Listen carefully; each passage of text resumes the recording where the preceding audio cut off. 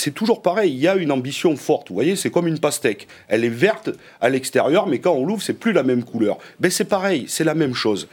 Là, vous n'avez pas les moyens. Comment on y arrive ? Pas les filières industrielles. Par exemple, moi, je suis pour qu'un mix énergétique, les énergies renouvelables, progressent. Mais nous avons une question. Quelle filière industrielle pour créer, par exemple, les éoliennes offshore ? Les seuls qui ont été faits à Saint-Nazaire et tout, attendent encore le peu de moyens pour se développer. Vous voyez, donc on peut avoir des belles ambitions, mais derrière, il faut que ça suive.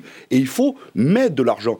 Il y a des experts qui disent que c'est 400 milliards sur les 30 prochaines années qu'il faut investir massivement pour changer notre modèle. Mais on n'a pas l'once d'un premier centime dans ce projet de loi. Et puis, je le dis, nous avons un débat de fond. Est-ce que nous pensons que c'est le privé qui va pouvoir régler tout cela ? Ou est-ce qu'il faut une maîtrise publique ? Parce que dans le même temps où vous votez énergie-climat, je vous dis 2 points, vous êtes en train de démanteler EDF en 2 filières. La filière énergie nucléaire, aujourd'hui, comme c'est elle qui est déficitaire, vous la nationalisez, puis les énergies non renouvelables et la distribution, vous la livrez au marché.